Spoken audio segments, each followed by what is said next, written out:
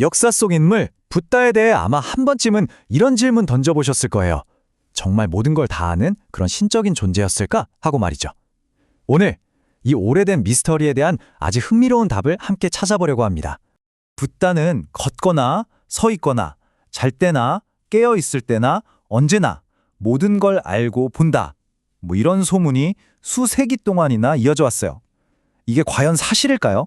자, 여기 다차고따라는 한 수행자가 있었습니다. 이분은 그냥 소문만 듣고 믿는 분이 아니었던 거죠. 이 엄청난 이야기가 진짜인지 너무 궁금해서 직접 붓다를 찾아가서 물어보기로 합니다. 붓다의 대답은요, 정말 놀라울 정도로 단호하고 명쾌했습니다. 딱 한마디였어요. 아니다. 이 한마디가 당시 사람들의 모든 예상을 그냥 완전히 뒤집어버린 거죠. 붓다는 자신을 모든 것을 아는 자, 즉 팔레어로 삿반유라고 부르는 건 오해라고 딱 선을 그었습니다. 그건 사실을 왜곡하는 거라고요. 대신에 자신은 세 가지 명확한 알매 대가, 바로 떼빗조라고 불러야 한다고 직접 정정해줬습니다. 그러니까 세상의 온갖 잡다한 지식을 다 아는 게 아니라 오직 고통을 끝내는데 반드시 필요한 이 세 가지 핵심 기술을 완벽하게 마스터했다는 뜻입니다. 자, 그럼 그 대단한 세 가지 기술이 대체 뭘까요? 그 첫 번째 기술부터 한번 살펴보죠. 이건 무슨 신비한 초능력이라기보다는요, 아주 정교하고 깊은 일종의 정신적 기술에 가깝습니다. 첫 번째 기술은 뿌빼니와사라고 불립니다. 보통 전생을 기억하는 능력 이렇게 많이들 번역하잖아요. 근데 이 단어의 뿌리를 한번 따라가 보면 훨씬 더 생생하고 시각적인 그림이 그려져요. 뿌빼는 이전에라는 뜻이고 니와사는 머물던 곳, 집을 의미하거든요. 말 그대로 과거의 집들이라는 뜻이죠. 이걸 한번 머릿속에 그려보세요. 마치 한 사람이 아주 긴 길을 거꾸로 걸어가는 거예요. 그러면서 자기가 예전에 살았던 모든 집들을 지나치게 되는데 원할 때마다 딱 멈춰서서 그 집안을 아주 선명하게 들여다볼 수 있는 능력 같은 거죠. 막연한 전생이 아니라 구체적인 거주지들을 하나하나 되짚어가는 아주 체계적인 기술인 셈입니다. 자, 그럼 두 번째 기술로 넘어가 볼게요. 이건 좀 더 스케일이 큽니다. 우주적인 규모로 원인과 결과, 우리가 흔히 말하는 업의 법칙을 꿰뚫어 보는 능력에 대한 이야기거든요.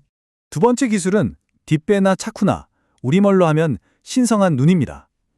근데 이게 단순히 멀리 있는 걸 본다거나 벽을 투시하는 그런 능력이 아니에요.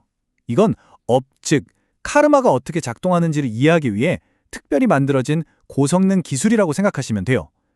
어떤 행동이 어떤 결과로 이어지는지 그 인과관계를 한 채 오차도 없이 명확하게 보는 눈이죠. 비유를 하자면요, 밤하늘의 별을 보는 천체망원경이 아니고요, 존재들이 각자 자기 행동에 따라서 어떤 삶의 궤도로 이동하는지를 꿰뚫어보는 일종의 업의 망원경이라고 할 수 있어요. 선한 행동이 어떻게 위로 솟아오르는 궤적을 그리는지, 반대로 나쁜 행동이 어떻게 아래로 떨어지는 궤적을 만드는지를 실시간으로 보는 것과 같습니다. 그리고 마침내 세 번째, 마지막 기술입니다. 사실 이게 바로 붓다가 가르친 모든 것의 궁극적인 목표라고 할 수 있어요. 완전한 정화와 해탈을 가능하게 하는 기술이죠. 세 번째 기술은 아사와낭 카야입니다. 여기서 아사와라는 단어가 중요한데요. 보통 번뇌라고 번역되지만 그 뿌리 의미를 파고들면 밖으로 흘러나오는 것 또는 스며나오는 것에 더 가까워요. 외부에서 오는 게 아니라 우리 마음속 깊은 곳에 자리 잡아서 인식을 왜곡시키는 정신적인 오염물질이나 고정관념 같은 것들이죠.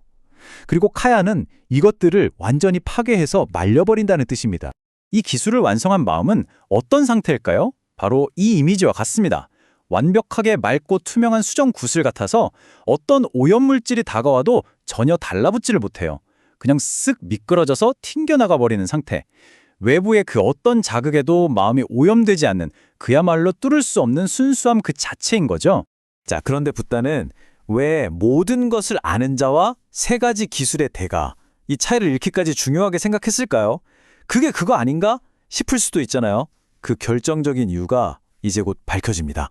타짜꼬따가 바로 이 핵심적인 질문을 던집니다. 그가 정말로 알고 싶었던 건 이거였어요. 붓다가 말한 이 세 가지 기술이 해탈을 위해 정말 필수적인가? 그래서 다른 길에는 이 기술이 없는 건가? 하고요. 여기서 붓다의 대답이 정말 충격적입니다. 그는 91겁, 그러니까 우주가 생겼다가 사라지기를 91번 반복하는 상상조차 힘든 긴 시간을 기억하는데요. 그 기나긴 기억 속에서 다른 특정 수행자들이 닦는 길을 걸어서 궁극적인 목표, 즉 고통의 소멸에 도달한 사람은 단 한 명도 알지 못한다고 말했습니다. 영명이라는 거죠. 그리고 붓다는 바차고타의 결론을 확인시켜줍니다.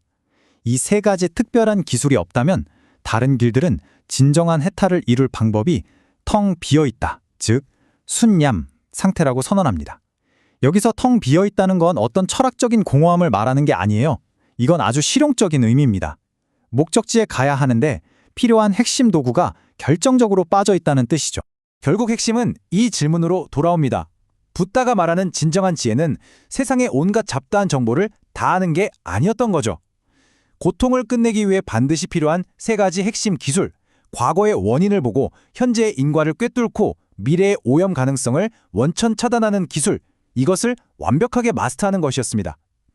여러분에게 진정한 지혜란 무엇인가요?